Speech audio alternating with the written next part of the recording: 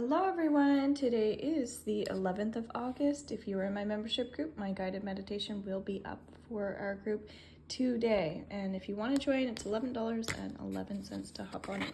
So let's see what our tarot and angel cards have to say. Let's say if you're picking card number 1, that card's for you. If you're picking card number 2, that card's for you. And if you're picking card number 3, this card is for you. All right, so just energetically, which one do you gravitate towards? 3, 2, or 1. This is an intuitive game. So if you're picking card number 1 today, the Magician teaches us to go forward, put the car in motion, do the thing. The Magician, paired with 1, talking about starting something new and fresh, often will indicate it's a great time to get mentorship, hop into a membership, get a reading, work with role models, work with people who are there to help and support you. Often we will think, oh, I don't need any help, or I'm going to do this all by myself, or I'm good the way that I am, or I don't need to change. And with this energy right now, everybody is changing. I don't care who you are. And if you're not, then you should be. Okay, I don't like to say should on anybody, but energetically, this is where we are. So it's getting together with like-minded people, could be joining any type of support group, all right? If you're picking card number 2, you have 9 of Earth, enjoying life's little luxuries, spending quiet time alone, successful self-employment. I almost said enclosement, so that might be that there's a chapter actually for you guys more than anything that's ending. And so letting go of this old version of you, these old cycles, these old patterns, these old unhealthy habits. There's a lot of things that are happening for us in the future, I feel, that will be life-changing for you. And so as a result of that, it's important that you're starting to pay a little bit more attention to the signs and the symbols. As well, I'm getting for you guys not to compare yourselves to anyone. You guys have Earth attached to 9, which typically means that you're working quite hard, and maybe you are rewarding yourself. I'm not sure, but it still feels like there's more rewards coming in. So making sure that your glass is half full at this time. This is also timeless. So although we're doing this today on August 11th, and I'm saying today, this can be timeless as well. So you can come back and watch these videos anytime you like. Knight of Fire, if you're picking card number 3, we've got fire in a way that it feels like positive and negative. So fire can represent something that we're passionate about, something that we're excited about, but then it can also represent when we're angry and pissed off. So knights are kind of like in the learning stage. They're already quite knowledgeable, but they're still learning, as we were kind of talking about someone who's picking card number 1 as well.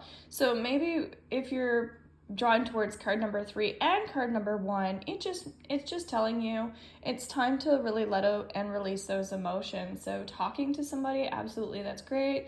Maybe it's doing some writing exercises underneath my spiritual support team through Facebook. You can join that group. I have some journal prompts in there.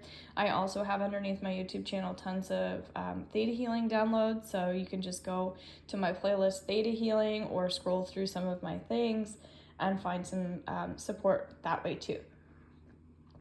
If you are also picking this card, I get that to be careful, to be cautious as well, as we were talking about that negative energy that's trying to slip in there. It feels like because there's, again, if you're drawn to card number 3 and 2, then there's some type of ending and something that you need to let go of, and you might be like, no, it's not my fault, it's not my problem. And yeah, it kind of is. It is your fault. It is kind of your problem, as well as the other person involved, because it's not always just one person, right? How can we look at even like mentorship in ways that are going to be there to give us lessons, that sort of thing? So I know for myself, when I go and I take classes, especially like recorded classes, because my membership group is something you watch at your own time, I find like the timing of me watching those things is really important. So I could get hard on myself, like, oh, I'm not watching the videos, I've been so busy. But then when I do, it's the exact right time. So do your best to not stress at this time. Lessen your load for sure. Some of you guys are doing way more than you probably even recognize. And I'm also getting that if you're picking card number 3, there's some talents that you might have thrown to the wayside that are going to come back up into your life. So make sure that you're staying on top of some of those healthy patterns, those healthy habits, that healthy lifestyle, the things that make you feel alive, the things that you enjoy doing. All right, guys, so there is a message for everyone here, and I hope you have a beautiful, amazing day. You can book a reading or a healing. I do both in my sessions. Through horsemanreadings.com. They're $55 Canadian for a half an hour, or they're $90 for a full hour. You will get lots of time with me. We will do lots of healings and clearings. Many people will ask, when should I come back? And it really varies from person to person. If you're in my membership group, I might suggest a little bit more time spread out where you're getting a lot of support that way. However, if you're not, again, it's still going to depend on like how many other healers and readings you're getting, because we want to make sure we're not bombarding ourselves with overstimulating as well. So it's allowing time to integrate. All right, guys, love you all. Bye for now.